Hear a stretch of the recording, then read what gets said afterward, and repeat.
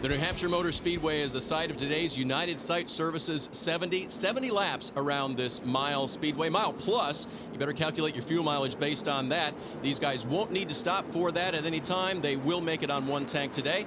We'll see if they can make their cars and their tires last through 70 laps. Yeah, we see here the race analysis. Like Dave said, it's a 70-lap race on a 70-mile track. You know, one thing unique to New Hampshire is that variable banking, 2 degrees up to 7 degrees at the top of the corner. And some relatively flat straightaways, tough transitions, really. We're always keeping our eyes on the up-and-comers in this series. Derek Pernasiglio, who are you watching?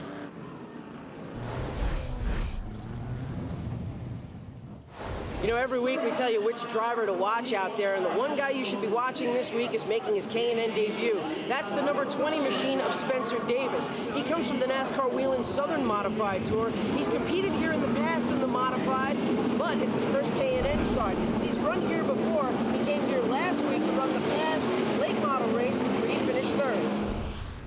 Steve, we had a number of drivers come up and run that pass race just to get some laps on this mile speedway. Yeah, I mean, anytime you can get laps on the racetrack is very important. The Pass Tour race would definitely be better than the modified race. You know, the Pass Tour are a full-bodied car. They run closer to the groove. Those modifieds with those wide tires and all that horsepower, they actually run right up around the third groove of this place. It's crazy to watch. They draft on one another, so they're very unique. But the Pass Tour, you know, it's a heavy car. They learn how to stop, go. This is a very slick one-mile racetrack. Every different race car taking a little bit different rhythm on this mile speedway in Loudon, New Hampshire.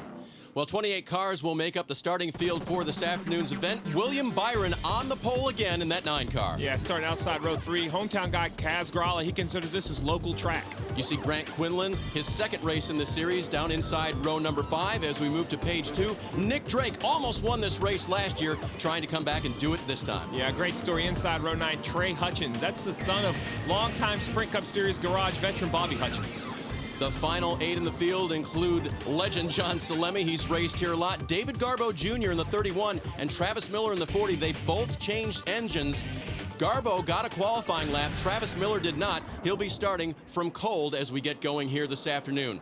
Pace car is in. William Byron and teammate Scott Hecker lead the field to green at New Hampshire.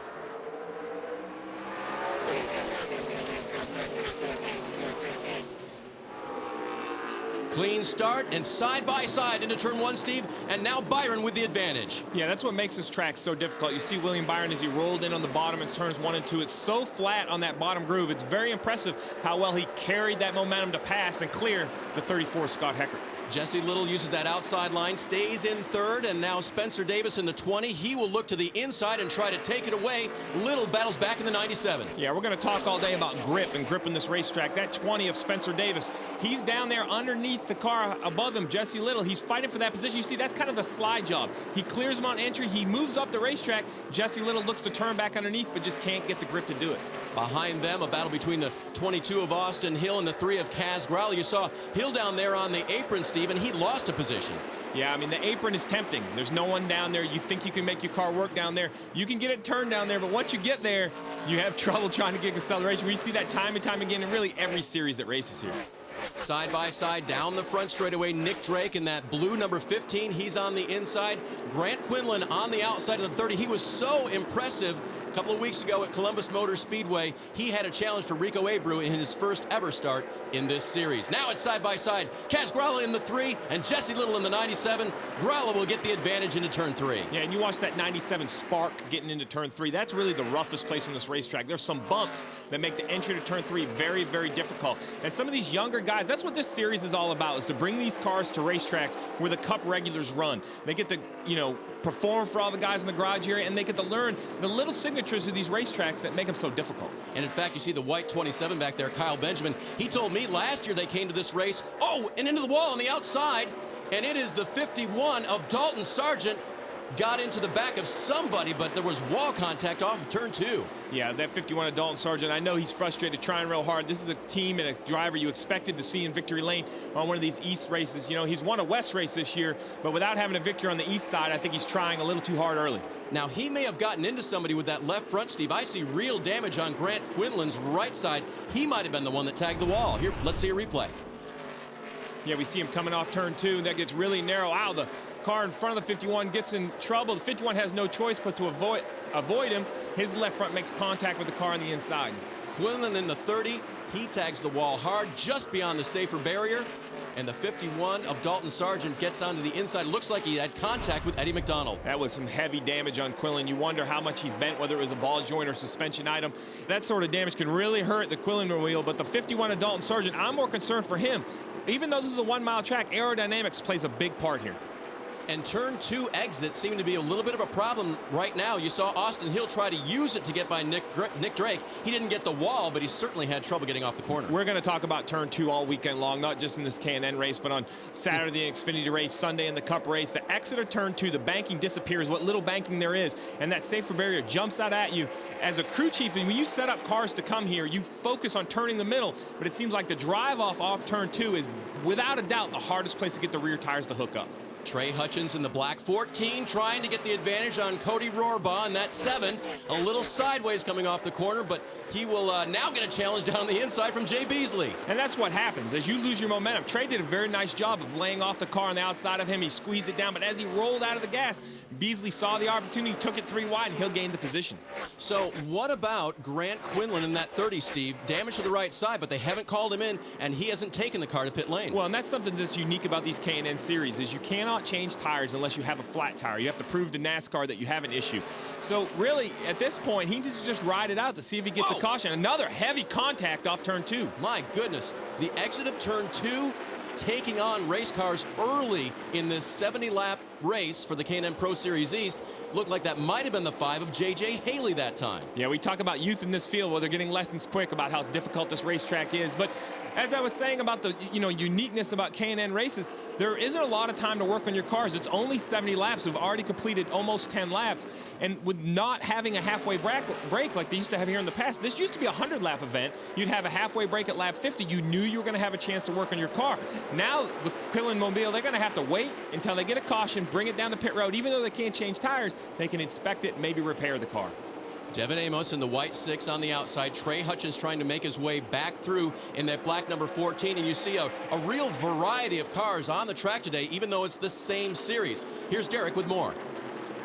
You know, you really wouldn't think aerodynamics comes into play that much, but here at New Hampshire Motor Speedway, it does, especially for this division.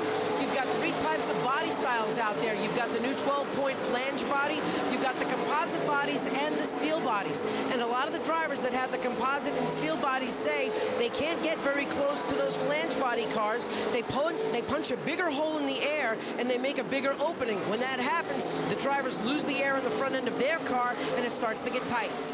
Yeah, Derek, that's great information. As this series has evolved, they've looked for easier ways for these cars to be assembled. They used to be steel bodies, which takes a tremendous amount of work to put those together, like an old Sprint Cup car. Then we went to a composite body, which is a little easier to assemble. And now here today, they have the opportunity to put that 12-point flange body on. And what that really is a reasonable replica of what's raced in the Sprint Cup series. You see this 15 car right here, the Napa car, that is a 12-point flange body. It appears to look like a Sprint Cup car.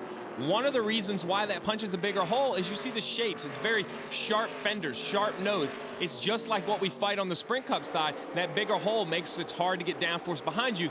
But I'm a big fan that these guys start to learn to race around an accurate shaped race car. This is a great opportunity to see the different shaped cars. The 12 of Gray Galling and the 44 of Dylan Bassett, 2 very different looks. Even though they're different manufacturers, they're also different body styles.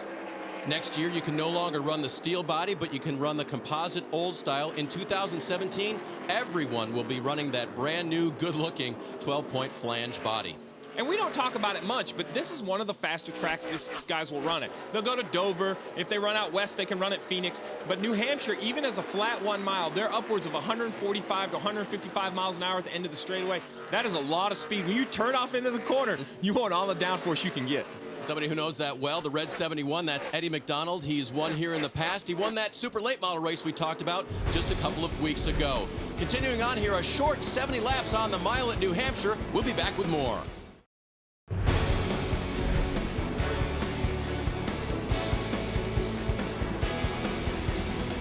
Back with you at the New Hampshire Motor Speedway. NBCSN bringing you K&N Pro Series East action. The East Series has raced here forever, it seems like, and another great show by the series today. William Byron continues to lead as we check back with Jesse Little in that 97 and Kyle Benjamin in the 27, now battling for 8th. Yeah, these guys have had a good battle trying to figure out a way by. Kyle Benjamin keeps working the bottom of the racetrack. You see right there a big slide, just trying to get that power down. But it is getting a little more exciting for our leader. He's up in lap traffic, which gives these guys back in the field a little bit of hope.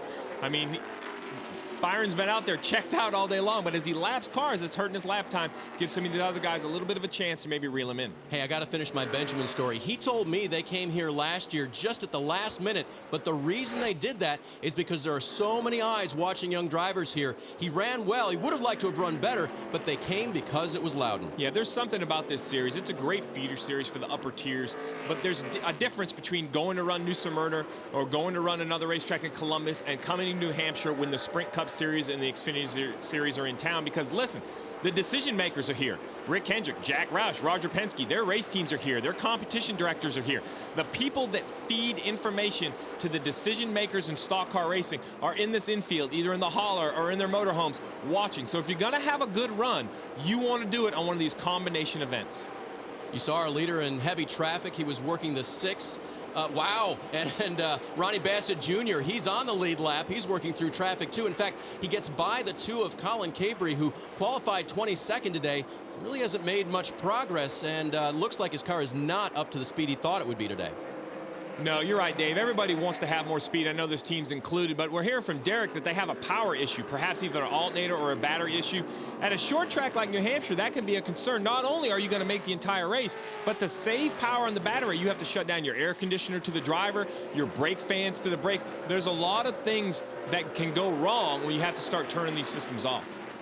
One of the Rev Racing entries is Colin Cabry. I talked with Kenzie Ruston about that, his teammate, a little bit, and their little bit of lack of power right now on this track. She didn't think it was going to be a huge penalty, but they're having a little struggle right now. And, of course, Colin, with that alternator issue, it's not going to help him a bit. You see the 22 of Austin Hill now making his way by David Garbo Jr. We mentioned the fact that he changed motors between practices yesterday and has not gotten that 31 car where he wants it to be. No, but you see, David, he's moving over. He allowed the 22 of Austin Hill by.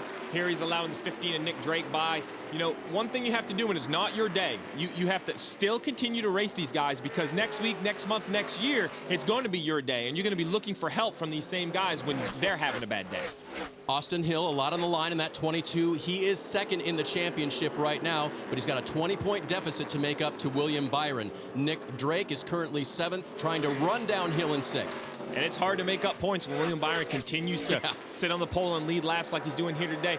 But that's what these guys have to learn about, is how you run for a championship. And what Hill needs to learn, and I think he's learning every single week, is he has to worry about the 22. He can't worry about what William Byron does. You can only race your car and your race, and you have to hope that they make an issue, make a mistake, create problems for themselves. You can't go up there and force the issue, because if you want to do that, you're going to end up hurting yourself in the points. Here is the leader, Byron. He has stretched out that lead now, and at past halfway here, he's led every lap. He's working his way under, putting a lap on Eddie McDonald, the veteran who has run here so much. There is a little bit of lap traffic now, and it looks like Jay Beasley in the 42, Steve, has been into the wall. He has. There's some heavy smoke out of the 42, some damage with that left rear tires rubbing. Looks like there's some rear suspension damage. The rear housing doesn't look like it wants to stay where it is. What I mean by that is the rear tires, as you watch the 42 go down into the corner, that left rear tire makes contact with the side. You see the smoke billowing off from it. You know, that's a decision they're going to have to make, is how long they dare leave this car up out on the racetrack with that much of a tire rub. Yeah, that wasn't just casual contact, and Jay Beasley is struggling now, waving the other drivers by. Yeah, you see the hand out the window. He knows he's in trouble. He's running 20th. You know, there's nothing he could do. The damage is already done. We're going to take a replay. Big moment off from the corner, continues to try to chase it, and then yeah, Devin Amos, his teammate, doesn't realize what's happening. Well, you know, and here's the issue. I know he's his teammate, but Devin Amos has no idea that the 42 is going to be that far off the pace. When you commit to the throttle, especially here with these very long straightaways, you have to stay in the gas, and the 42 gets out of the shade. You hope you can time it and get underneath him. It looked to me almost, though, I didn't see a real heavy contact on the right rear. I'm going to question if the suspension didn't break maybe before they hit the wall, causing that big loose moment. On to pit lane then comes Jay Beasley. Caution free so far. Your leader, William Byron, still out front. You see Jesse Little in the 97 and Rico Abreu in the 98. battling for position. And you know what makes me so impressed with William Byron in the 9 is as I've watched him run lap after lap after lap, he hasn't put himself in any poor positions. We haven't shown it much on camera because looking out the window here, when he laps cars, he gives all kinds of room. He hasn't slid any rear tires. He's done such a great job of running a smooth 50 laps. As a race car driver, you got to start getting a little worried. When you have a car this dominant, the last thing you want to do is make a mistake for your team and your sponsor. Now, I don't want to give a crew chief too much credit either with you sitting here, but Kevin Bellecourt and that team has obviously put a great piece underneath William as well. Yeah, Kevin has consistently shown he knows how to bring a race car to different style of racetracks, yet continue to find speed. Him and William seem to be on the same page every time they unload because they don't start very far off. They start very close, and that helps you fine-tune. When you're only looking for hundredths of a second and not quarters of a second, it's much easier to really work on your race car. Rico Abreu has made up 5 positions since the start of this race. And into the wall, Travis Miller in the 40. And that is going to bring out our first caution of the afternoon at lap 51. Tough break for Miller. He was one of the other drivers that had to change the motor between practices. In fact, did not make it out for qualifying at all. So he started the race cold and now has trouble. Let's take a look. Well, we see here he already has some pretty heavy damage. Looks like the right front tire is already down.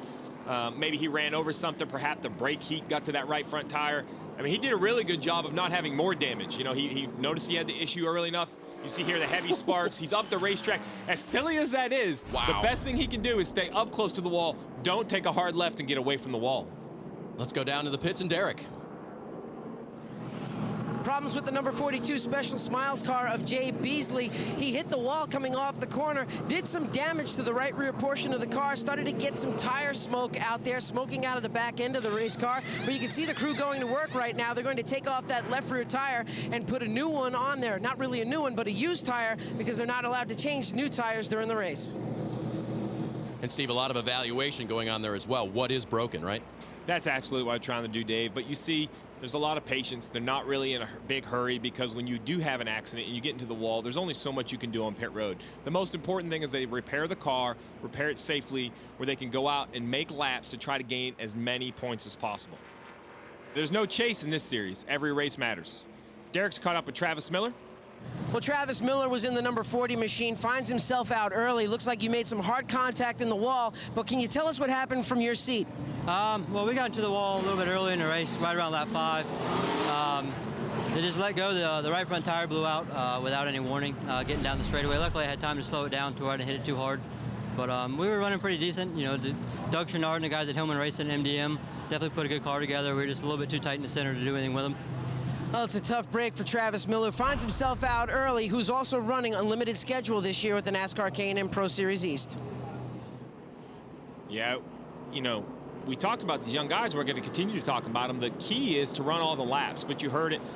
You know, Travis said they got into the wall early, had some damage to the right front. That's probably why the right front tire went down. Luckily, the impact wasn't any worse. Our first caution of the day, Eddie McDonald will get the free pass. William Byron continues to lead here at New Hampshire.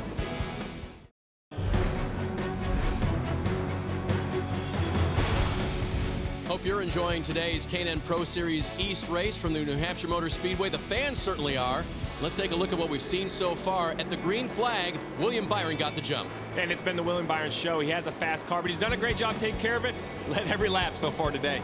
Jay Beasley with trouble in the 42 off of turn 4, Steve. Yeah, he got really loose. His teammate had nowhere to go, got into the back of him. Heavy contact, had to come in and look at the suspension. Then Travis Miller, he had a flat tire down the front stretch. Got it slowed down before heavy contact with the wall, but definitely ended his day. So William has led every lap in that blue and white number 9. Scott Heckert to his outside sees something they haven't seen since the beginning of the race, a start side by side. Yeah, everyone's probably excited to be close to William Byron to see what they have for him. So Heckert inching out. Byron is a control car, spinning his tires just a little bit and spinning the tires more. And now he gets traction and gets the advantage on Heckert. Yeah, what a great job by Spencer Davis in the 3rd position when William Byron was spinning his tires to let William get it back under control because it was very easy to spin the leader in that moment. But he stayed off his rear bumper. Really, he should be commended for doing a great job. We see Ronnie Bassett, though, with the right front down. It looked like he had contact with the wall. More trouble off of turn 2, and that 0-4 of Ronnie Bassett Jr. is now stuck on the outside groove. He'll have to bring that car to pit lane as we continue under green. And that's very hard to get crossed over the racetrack. You have to run high in 3 and 4, let the field underneath, get crossed over. Ronnie Bassett looked like he's trying to do it. Well, now he's stuck up high. And that's going to bring out the caution. Ronnie Bassett Jr. in the 0-4 off of turn 2, contact, and as the field comes through, we see the yellow flag displayed, bringing this race to a halt. And now he gets going. Yeah, he might have to have a conversation later. The race control doesn't love when you stop on the racetrack when you can get the pit road. But listen, that's Ronnie Bassett's job. If he feels he can get a caution to get his car repaired, that's his opportunity as a race car driver. But I can assure it's going to take more than a caution to help the 0-4. It's definitely some damage. Let's see what happened. Yeah, we see on the top of your screen the restart that coming right at you. He just pops out of the car. It looks like he got a little free. And we've talked about this off turn 2. The grip goes away. You see right in the middle of your screen, Ronnie Bassett's trying to get the power down, The car just gets loose. He has to steer back to the right. He has to steer to the right to keep the car from spinning out. When unfortunately, when you steer to the right and get out of the gas, guess which way the car turns? It turns right. Heavy damage on the right front of the 0-4. Derek, the 0-4 Ronnie Bassett's in front of you on pit road.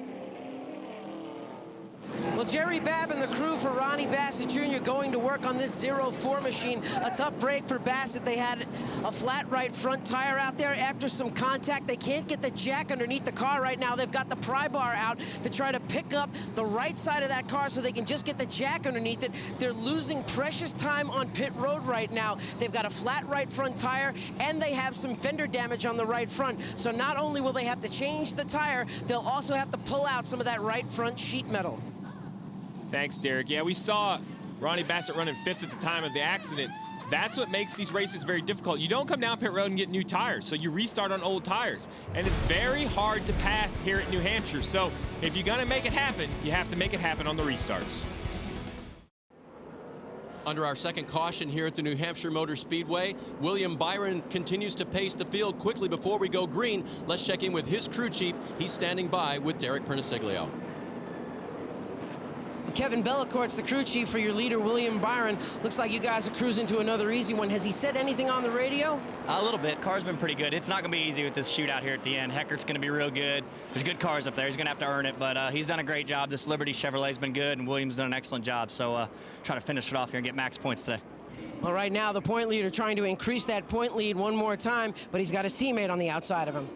Derek, they're coming to the green now. Let's see if William Byron can get the power down this time. The car looks a lot more stable, Steve, as they head to turn 1. Yeah, Dave, a much better job of getting the power down through 3rd and now 4th gear, go down to the corner. That's a great job of running the middle of the racetrack, forcing Scott Heckert up to the 3rd lane, comes off turn 2 all by himself. And he's got 9 laps remaining to win this race today. Behind in the battle between the 22 of Austin Hill and the 34 of Scott Heckert, Kaz Gralla in the catbird seat. Yeah, Kaz Gralla is just figuring out who he needs to follow. Does he want to run the middle? Does he want to run the bottom? Who's going to, and you see as the 22 slides up the racetrack, Kaz is still kind of stuck. Where do I want to go? And out front, William Byron continues to stretch his legs out to a good 8 or 10 car length lead. Side by side for second, the 3 of Gralla looking for a place to go. The 20 of Spencer Davis behind him. And now Nick Drake is going to pull up to the back bumper of the 20. Yeah, now a reminder, these guys didn't have the opportunity to come get new tires. So these tires have 62 laps on them. You see them slipping and sliding, trying to get the power down. Kaz Gralla now to the outside of Austin Hill in the 22. And you watch this 22 trying to get the power down underneath Kaz Gralla, but he has to be careful. He can't slide up the racetrack. Kaz is doing a great job of blocking the entire upper lane. We did see a number of cars come to pit road. They could not change tires, as you said, but some did have a chance to work on their race cars, and will try to make up some positions before the end of this one. And that's hard to do without new tires. You're going to have a really poor handling race car if an adjustment is going to really change your day. The beauty in the Sprint Company Xfinity Series is when you come down pit road and make a change, you get new tires. J.J. Haley in the 5, he's on the outside. Gray Galding in the 12 on the inside. Haley had contact with the wall earlier. He's now battling back against Gray. And Eddie McDonald in that 71, the red car, you saw he got the free pass on the first caution of the day, and he's now battling back in the top 10. And look at this hornet's nest right here. We have Kyle Benjamin, Jesse Little, Dylan Bassett, all fighting for position. You have to be very careful. The 51, though, has done a great job. Dalton Sargent has kept the car together. The left front damage we see is taped up. The team has done the best they can to repair it, and he's making the most of the day. These cars were on pit road, and you see the repairs there to Dalton Sargent's car. Can he make up a few spots before the end of today's race? Don't forget, Sargent has yet to win in this series this year, but remains 5th in the points coming into today's action. And that's why this recovery is so important for that 51 of Dalton Sargent. 5th in the points. You can't let a little contact with the wall ruin your day. You have to make the most of it. They've done a good job of that, but he still has 5 laps to finish it out. Nick Drake now making the move on Austin Hill, trying to get that 4th position away. Nick Drake hard down into the corner underneath Austin Hill. Now looking for room to slide up. Austin Hill will wait a second, get in the gas, try to turn back underneath it. But you see the front tires of that 22 car just don't have the grip to turn back down the hill underneath the 15 of Nick Drake. Fourth place belongs to Drake. Hill now back to fifth. And Spencer Davis in his series debut running sixth, the 16-year-old from Dawsonville, Georgia. Doing a great job. He watched Nick Drake go through. He's thinking, I can get through here too. I'm trying to work the lanes, move my car up. That's what's so great about this racetrack is you have options. You see right here the 20 barrels down in behind the 22. He's rolling the middle of the corner a little bit better, though, closes in on the 22 and then powers up. He knows he only has 4 laps, so he's going to have to be aggressive if he wants to get the position. Spencer Davis spent some time in the modifieds, but he's also run some major stock car races. He's run the All-American 400 a couple of times. He's run at Oxford Plains Speedway, so he's getting his feet wet in these stock cars and now trying to make a name in the K&N Pro Series. And his car control is quite remarkable. You know, stock cars are very, very difficult. They're heavy. They don't want to stop. They don't want to accelerate. They don't want to change direction. That's what makes the racing so great. That's another thing that the 98 of Rico Abreu, he's having to learn, is these heavy stock cars drive different than those very nimble sprint cars, but he's adapting well. Got the win a few weeks ago in Columbus. Here he is having another solid run fighting for a top 10. Saw him catch it right there coming through turn 4, trying to get 9th away from Eddie McDonald as the laps wind down. Just 3 to go for William Byron. He's out front by himself, but the battle is back in the field. And you see Rico Abreu there move up the racetrack, trying to find a different lane. He didn't get off the corner as well as he is, and now he hears blocking Jesse Little into the corner. He needs to be careful. He's going to force a 97 low enough. He's lucky the 97 wasn't to his left rear. When you force a guy down to that flat part of the corner, you better give him a place to escape because he's coming up when he gets to the middle of the racetrack. Rico with a good run off of turn 4. Can he get that spot away from McDonald with just 2 laps remaining now? Rico Abreu in that 98 making his way back toward the front, but he's running out of time. I do like what Rico's doing, though. He goes in the racetrack in the middle lane, runs the middle of the corner in the middle lane, gets that low, straight shot off the corner. We're going to watch it again down here in turn 3. He enters a little higher than the 71, uses the track, tries to get turned back underneath there while our leader takes the white flag.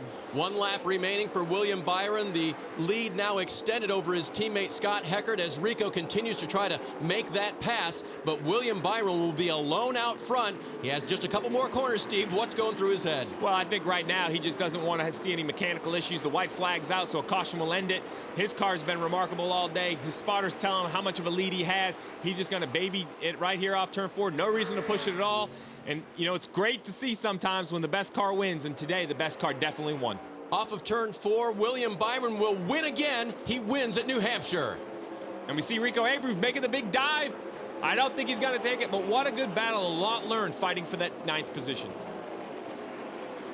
Great battle throughout the top 10. In the final closing laps, we had a late restart after a late caution, but William Byron, the class of the field again, as that 9 car went out front and stayed out front. He really did. He did a great job. He had the fastest car in the field, but that doesn't mean you're always going to win. You have to really perform very well. He did that. Not just him, but that entire H. Scott with Justin Marks' team seemed to have speed in all their cars at every racetrack we go to. K&N Pro Series Racing on NBCSN is brought to you by K&N High Flow Air Filters and Air Intake Systems, because everyone loves that fast car smell. Especially William Byron. Another victory for him and the 9 team. He takes it to him again. A couple of laps were led at the restart by Scott Heckert, but otherwise it was all William Byron. Derek's with him in victory lane. Well, before this weekend, William Byron only saw this racetrack on a computer screen, and he goes out and leads it all. Today here at the New Hampshire Motor Speedway, he does it all while feeling under the weather. Can you believe it, William? Another win here for you at a track that you've never seen before. Yeah, it means a lot to win at a Cup racetrack like this. So we came with one expectation, that was to win the race. So I'm just really proud of this whole Liberty University H. Scott Motorsports with Justin Marks race team. They graded me a great race car, and we just executed there. Some of the best medicine for you, but did you get nervous with your teammate on the outside of you? Scott Heckert looked pretty strong as well. Yeah, Scott's a veteran in this, and he's really talented. So for him to get those restarts like he did made it really tough on me, but I just had to go back to the basics and just trust my instincts. And can't thank Max Pappas, Momo, or MPI Wheels enough. They do a lot for me. My sponsors, Liberty University, H. Scott Motorsports, like I said. So it's just a great win for us. Well, William Byron wins here at the New Hampshire Motor Speedway, and after this, he's going to get to sleep in the car as he drives down to Manhattan to visit his sister. Thank you. Appreciate it, man. Yeah, big weekend for William. Thanks, Derek.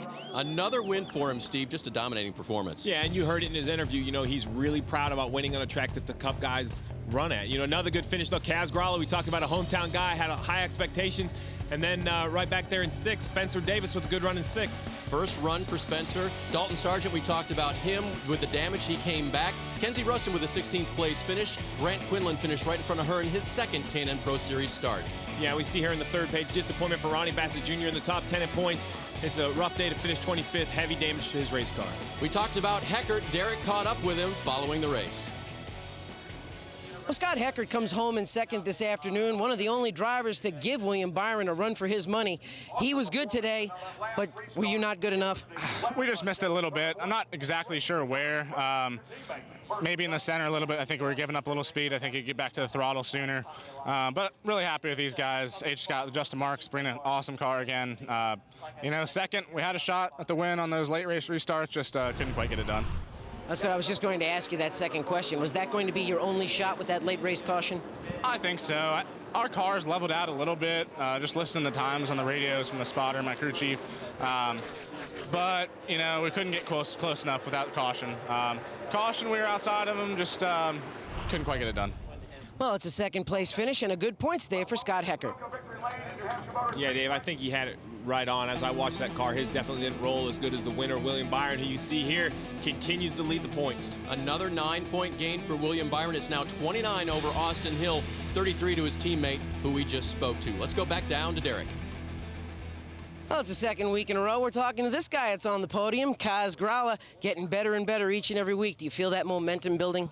Absolutely. I mean, we had a stretch of bad luck, but fast cars, and now it seems like we're keeping with the fast cars, and we're getting the luck up. So great run for the number 3 Kiklos Camry from Ben Kennedy Racing.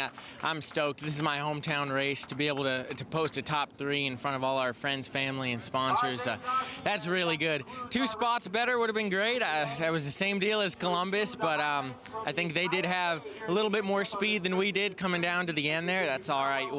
We'll try to get them next year at the home race, but we're definitely getting closer and closer. I think we got some good momentum going into Iowa. The last time we were at Iowa with this car, we were really, really fast, so I think we got a good shot to contend for a win when we go there.